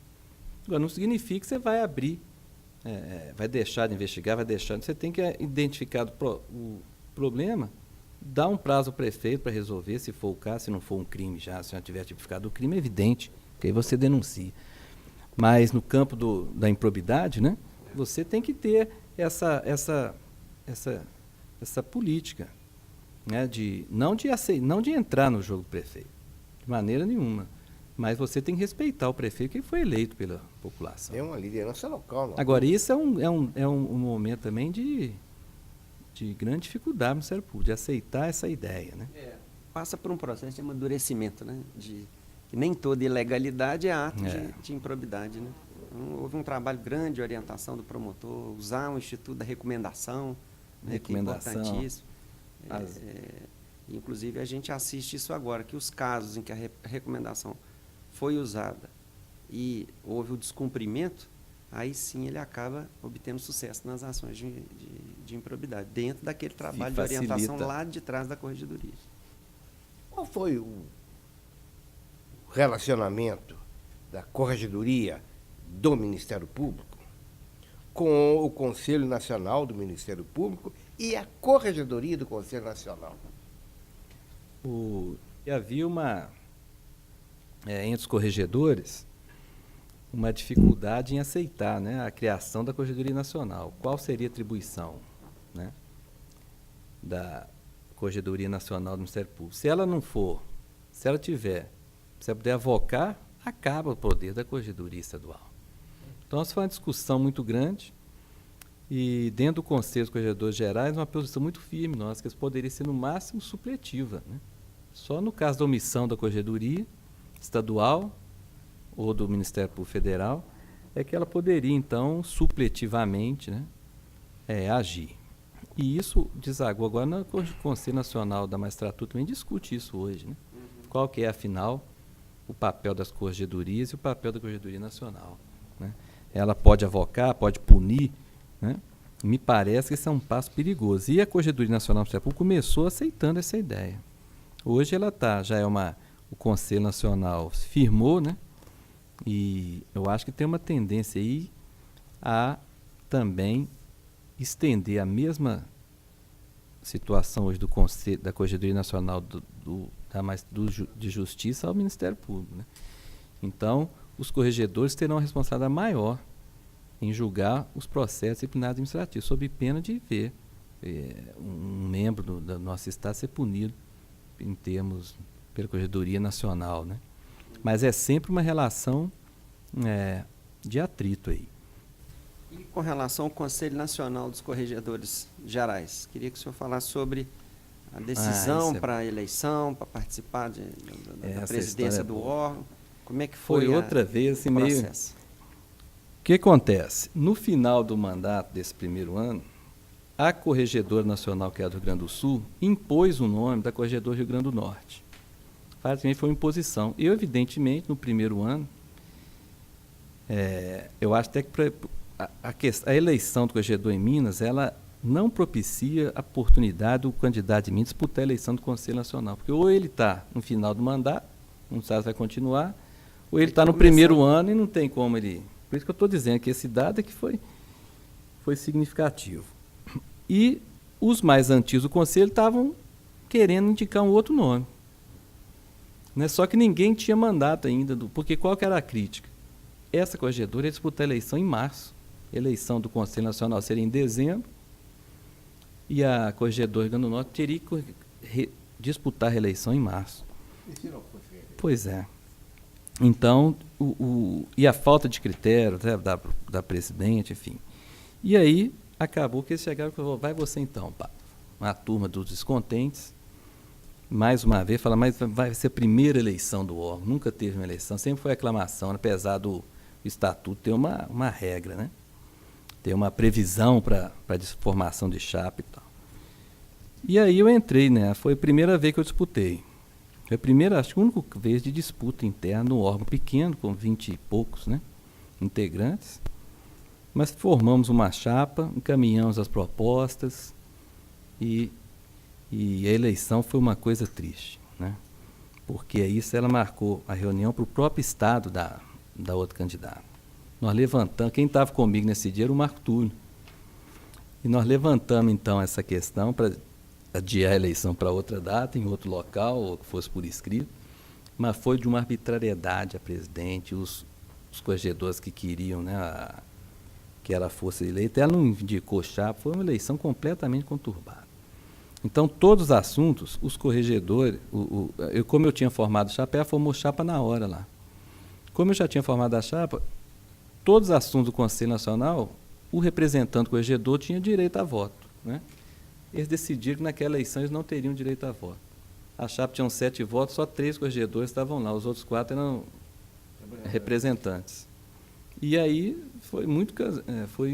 imagina, aí foi uma discussão, foi uma briga, realmente, um momento tenso também. Falei, onde é que eu fui entrar nesse negócio?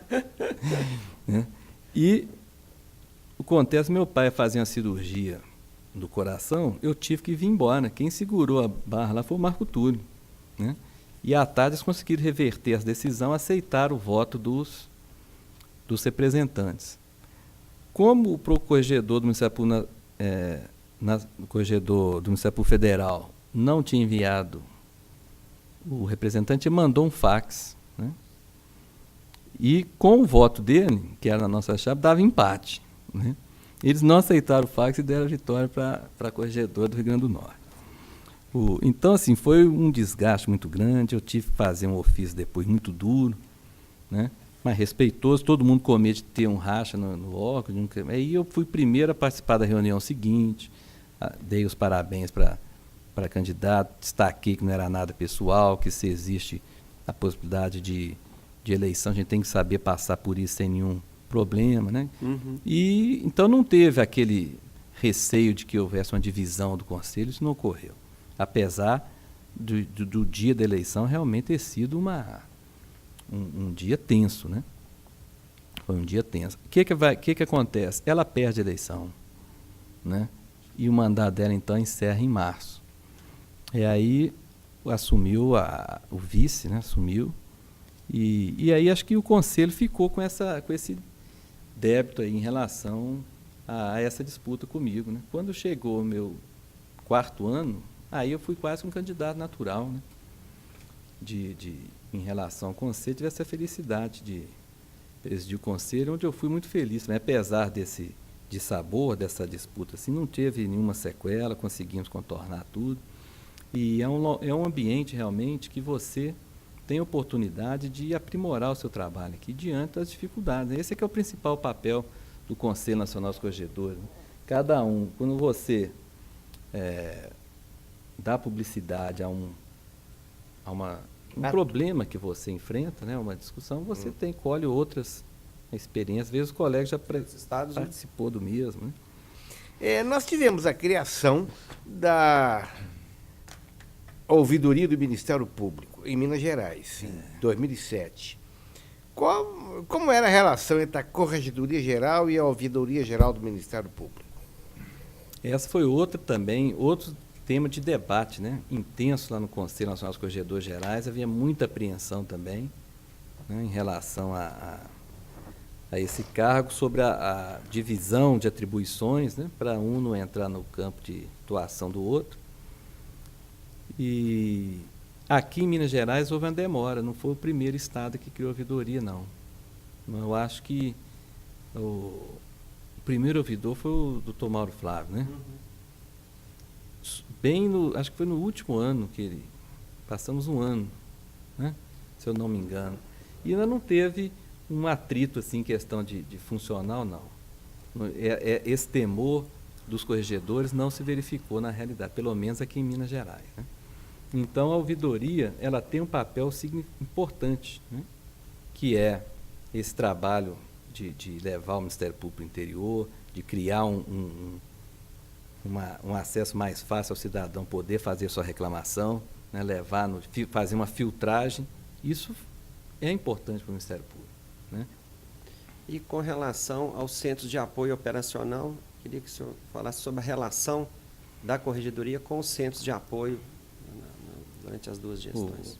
A grande questão, né, nós já falamos aqui, né, foi do Plano Geral de Atuação, que veio com base nas necessidades, né, do projeto dos centros de apoio.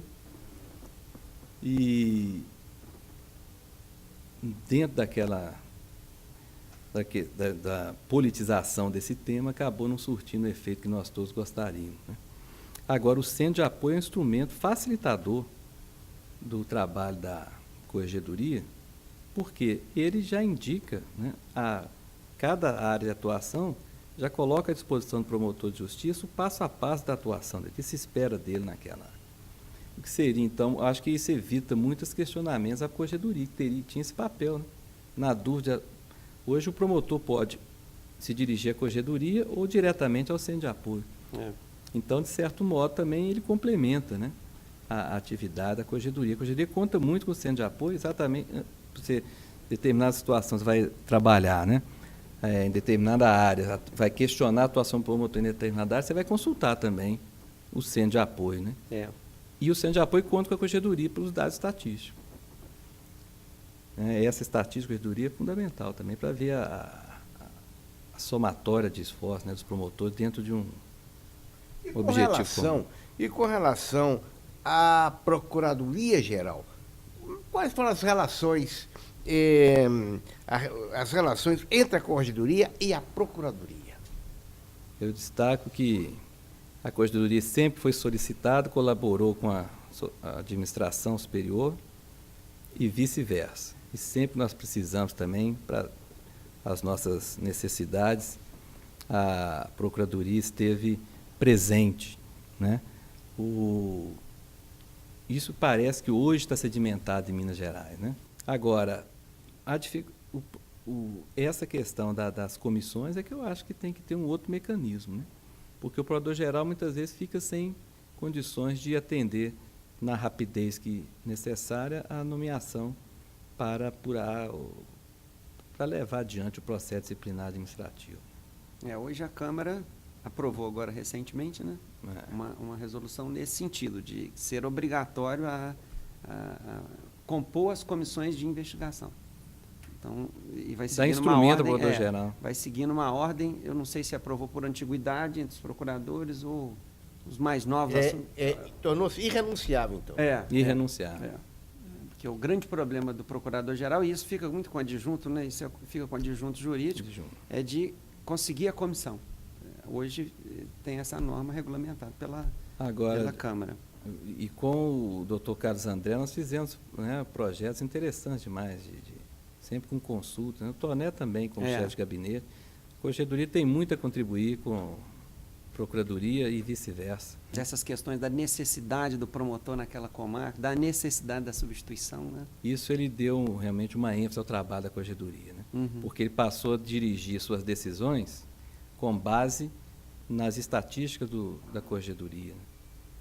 Então, sempre uma situação, quando vinha projeto de modificação do serviço de uma comarca do interior, nas promotorias de uma comarca, ele consultava a Corregedoria. A Corregedoria opinava. Tem uma resolução conjunta nesse sentido, de exigir formalmente o pronunciamento da Corregedoria. Isso foi importantíssimo. Isso foi interessante, para foi um ganho para a que a instituição. gente sempre acompanhou Isso eu achei com as remoções ou promoções de promotor, eles faziam uma determinada alteração e o promotor novo que chegava, pegava uma promotoria, a pior daquela comarca, né? Muito desproporcional o serviço. Já era sendo assim, ouvida a Corregedoria falava, não, isso não pode. O mais antigo é muito desproporcional. Era assim uma espécie, de acordo com a antiguidade, a sua função ficaria, vamos dizer, mais leve. E ele se achava no direito para promotor antigo, não, mas eu já passei por isso aí, agora eu estou na minha vez de desfrutar. Era uma coisa assim. Não é? Era uma coisa institucionalizada isso. Né? Então, ouvindo a Corregedoria consultava os dados, falando, olha, não justifica essa mudança por causa disso. Bom, aí a administração seguia. Isso foi espetacular. Foi. Com relação, voltando aqui na questão da imposição de penalidades, eu queria a sua opinião a respeito disso. O corregedor aplicando pena, o procurador-geral, o conselho. É eficaz esse sistema atual? Não é eficaz, acho que não é não. Agora, o corregedor, ele mesmo aplicar também, eu não acho bom, né? Eu acho que o corregedor tem que fazer o papel ali mesmo de levantar as provas, né? Eu acho que o corregedor tinha que ter uma autonomia maior para compor as comissões, poderia ficar a cargo do corregedor. Ainda que, em vez de ser com o procurador-geral, daria maior independência ainda à corregedoria. Você não tem problema hoje, eventualmente, pontualmente, você pode vir a ter, né, para o futuro. Mas, e deixar a decisão com o conselho mesmo. Eu acho que o conselho é uma história assim, de experiência, né? Cada administração, cada gestão da corregedoria, além do corregedor, você tem um grupo de subcorregedores. Então, acho que quando você conhece o trabalho de corregedoria, você tem uma outra visão na atuação dentro do conselho, como já aconteceu comigo, né? Não que eu tivesse votado em algum processo disciplinar administrativo, até porque eu estaria impedido, foi no ano seguinte que eu atuei no conselho, mas certamente quando eu voltar, não é que eu vou acompanhar o corregedor em tudo, né? Mas eu sei que aquele processo tem uma finalidade que não é meramente punitiva, né? Mas que é de prevenção da atuação dentro do Ministério Público. É uma prevenção de outras faltas funcionais, né? Isso eu vejo muito claro assim, a necessidade do Ministério Público encontrar uma maneira, né? Eu acho então, que o Conselho é um bom local, apesar... a dificuldade do Conselho é que ele é renovado a cada ano, né? Muitas vezes não dá tempo de você começar um julgamento ali. Não dá tempo nem de ser julgado no mesmo exercício, né? Ainda mais quando o conselheiro ele não se desvincula das suas funções, né? Não pode se dedicar exclusivamente ao conselho. Mas não vejo, eu acho que é melhor, eu não vejo outro capaz de substituir para julgar, né? Nem o corregedor, nem o procurador-geral. Passaria para o conselho, né? Tem que criar um mecanismo. Os julgamentos monocráticos costumam levar a conclusões nem sempre muito positivas. Bem, o Ministério Público é uma instituição, nós bem o sabemos, que tem uma série de características especiais. Pois bem, dentro de uma instituição como a nossa, com essa série de características especiais, comente sobre a relevância da função correcional. Tem na revista aqui do Ministério Público um artigo que eu escrevi sobre isso, e ele repercutiu muito mais entre os servidores, né, do que entre os integrantes da instituição. Mas esse é um artigo que é mais ou menos o que a gente falaria para os promotores no encontro do concurso, né, do curso de ingresso na carreira. A instituição não pode abrir mão da corregedoria. Esse trabalho da corregedoria, evidentemente, não só nas questões de orientação, mas o pulso forte, tem que ter um órgão capaz de apurar, né, qualquer desvio funcional. Agora, dentro dessa visão, ou seja, olhando o Ministério Público como um todo, nós temos a certeza de que temos grandes promotores, dá orgulho pertencer a essa instituição, pelos integrantes que ela tem. Isso também não quer dizer que você possa deixar de acompanhar ou instaurar um processo administrativo, caso esse seja necessário. Mas, basicamente, a mensagem da corregedoria, para mim, é sobre o compromisso institucional, que não se faz apenas no ambiente do fórum, né? O compromisso institucional é o promotor que cuida da sua imagem, que pensa na instituição quando está... Esse é o ônus da função pública, que é a nossa função. Você tem que pensar que você é o promotor de justiça, mesmo aqui na capital, né? Então, a sua conduta, se você exerce uma função pública, se você quis fazer o concurso, se assumiu a vontade de se tornar uma autoridade, um membro do Ministério Público, receber os salários, os vencimentos do Ministério Público, você tem que ter uma atuação condizente com a gravidade da missão do Ministério Público. Não fica bem alguns comportamentos, né, mesmo na vida privada, né? E dentro desse contexto, qual seria uma visão de ação correcional ideal? Uma corregedoria que... Eu acho que o que falta hoje, além de uma nova lei orgânica, né, de estabelecer sanções mais... Aliás, não é nem a sanção, o processo, né? A agilidade do processo é que é o grande problema, e a questão da prescrição, né? Uhum. E talvez alguma penalidade, uma suspensão. Uma suspensão, mudar a multa, suspensão, né? A suspensão cautelar, né? São, acho que, instrumentos que podem... Primeiro, a mudança na lei, que precisa ser bem analisada, bem discutido, para facilitar o trabalho do corregedor, né, no processo, né? Se torna o processo mais realista, né? Ou melhor, que torna mais eficiente o processo. Há muita burocracia, né? E eu acho que também procurar, não sei como, essa fórmula é difícil de encontrar, no concurso público, né, a vocação para o Ministério Público, né? Esse é um problema que o Conselho Nacional já está verificando, que é a elitização do Ministério Público. Então, como é que nós vamos enfrentar isso? Hoje o concurso ele favorece determinados candidatos, que têm condições de pagar cursinho, de se dedicar exclusivamente ao estudo. Durante muitos anos. Aí fala, fui da época que eu passei trabalhando 8 horas por dia. Hoje, talvez, eu não conseguisse. Eu penso, Cabral, nos homens que fizeram essa instituição, né? Nós temos um compromisso com cada integrante da carreira que construiu o Ministério Público, transformou o Ministério Público no que ele é hoje, né? Então, quando você pensa, né, nos colegas que tiveram essa missão, você como é que você se cobra muito mais, né? Você tem, a geração nova do Ministério Público tem um compromisso de levar adiante essa história que é muito rica, né?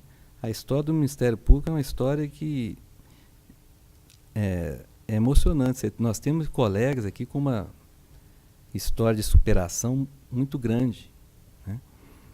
E colegas abnegados de tal modo que impõem, pelo exemplo, né, uma determinação, praticamente imposição para você atue de acordo com como ele atuou, né? Que você tenha a mesma dedicação que ele tem, né? Para mim, a riqueza do Ministério Público está dentro da sua história, da história dos seus membros, né? E além, evidentemente, do retorno para a sociedade. Esse aqui é o objetivo principal da nossa instituição. Nós gostaríamos que o senhor falasse para o futuro. Aquela Câmara é a Câmara que está em Focá-lo.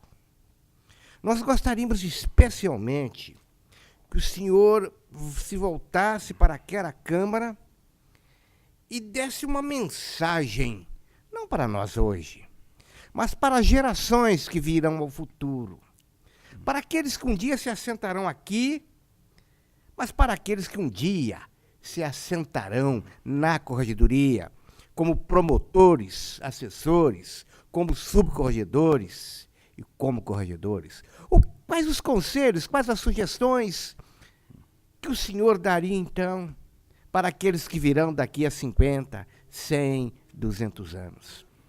Cada um que ingressa no Ministério Público, e principalmente cada um que ingressa na corregedoria, deve procurar conhecer quem foram, né, os corregedores, quem foram os colegas que trabalharam na instituição, quem foram os promotores de justiça que fizeram a história da instituição.